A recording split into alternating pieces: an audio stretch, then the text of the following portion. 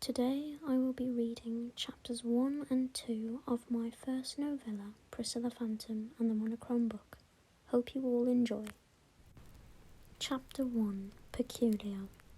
Panic, destruction, and pure chaos roamed aimlessly across this unknown plain, once untainted and tranquil, now a blank canvas for discord. Women and children ran breathlessly, desperate to escape the burning debris once their homes. Others headed to the safer realms beyond the blazing ruins, leaving the land they cultivated behind them. Monstrous clouds of ash and smoke suffocated the calm blue skies, wiping out all bright hues that once reflected the open fields. Fire danced all around their civilization, mercilessly burning everything in its wake. Vegetation was devoured, buildings engulfed, land reduced to nothing. Civilians drowned in their own screams, calling out for anything, for anyone to come to their aid. But to their dismay, nothing came, no one knew. They all burnt. Atop the sorrow, a figure stood happy, content, so pleased with the masterpiece it created.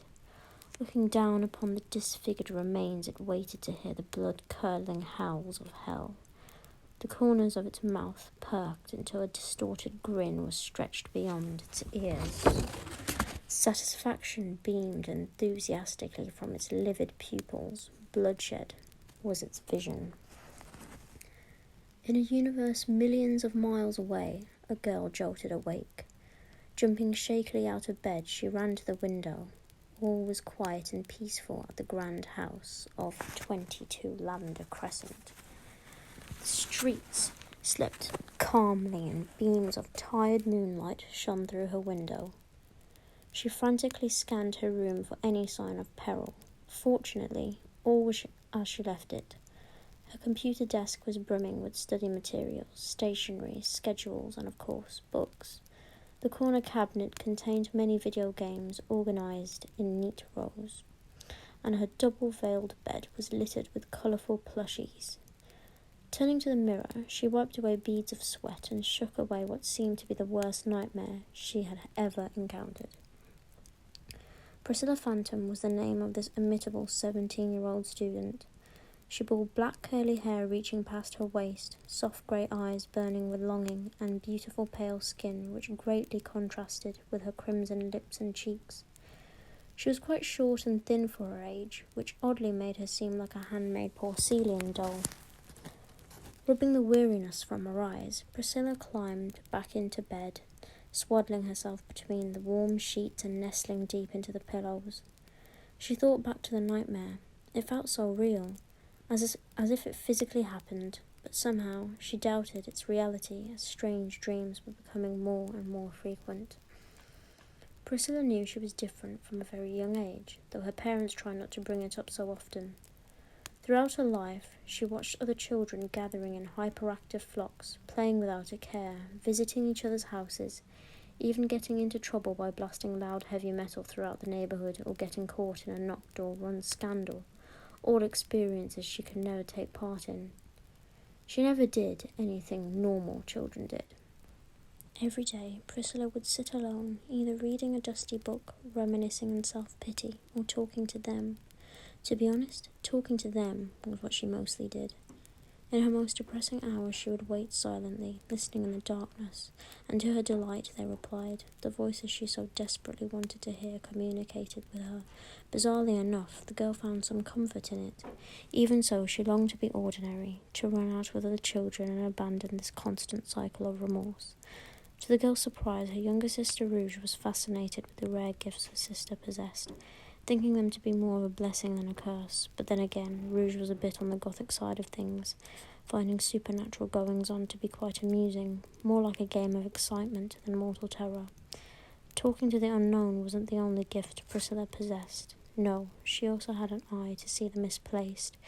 She could see all that didn't belong in this world, hooded figures, darkened shadows, creatures one would find lurking in their nightmares. Naturally, this alarmed her, being able to see malice-like dripping entities running wild all over the place. Something so horrific would be enough to drive anyone insane. Eventually, time took its toll, and with age came the power to stop being so petrified. But unfortunately, this cursed gift meant people often shunned her. They were all too afraid of something they couldn't understand, and so they chose to ignore and forget her. It seemed others couldn't see exactly what Pricilla saw, yet they could sense a mysterious air about her when she entered the room. That was probably why she was not all that popular at school. After a long while lost in thought, the girl finally drifted back to sleep, praying and hoping she wouldn't have another nightmare, and that tomorrow would go well. Chapter 2. Home Sweet Home. The new winter sun crept through the curtains and laid on the end of Priscilla's bed. Time to get up, I suppose, she sighed to herself. Tossing her duvet aside, she crawled out of bed and dragged herself towards a towering oak cupboard. She scratched her chin and pondered about the perfect outfit. After all, it was the first day back to school since autumn term. Eventually, after some digging around, Priscilla took out a long black jumper and a pair of denim jeans. Slipping her nightgown off, she pulled on her new outfit and hastily zipped up her black winter boots. After a quick glance in the mirror, she headed downstairs for breakfast. The distinct scent of syrup and cinnamon wafted through the living room and became increasingly fragrant as Priscilla pressed towards the kitchen. Her mother, Pricilla Phantom, was busy heaving pots and pans over the stove while pouring milk, eggs, and flour into a bowl. Mrs. Phantom was a short, slim-built woman with shoulder-length brunette waves and curious chestnut eyes. Her slightly toffee-coloured skin blended beautifully with the rest of her vivid features. Her frilly apron surprisingly had no stains on it, even though her burgundy cotton sleeves were covered in white flour. She turned as Priscilla entered. "Good morning, sweetie." "Good morning, Mother." "Ah, Priscilla, there you are," came a voice from behind. It was her father, Ronald Francis Phantom. Mr. Phantom was a tall, muscular man with short, black, curly hair and sharp grey eyes. Dressed in a polished ashen suit, he looked down at his daughter protectively. His glowing skin resembled that of a ghost, which made him strikingly more handsome. He had a short, shaven moustache and goatee, which added to his intimidating stature. "I have something for you."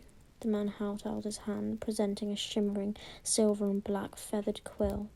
It looked rather old, and for some odd reason, an intriguing presence resonated around it. "Make sure you use this. I hear it brings good luck," he added, smiling. Reaching out, Priscilla took the quill and placed it in her jean pocket. "Thank you, Father."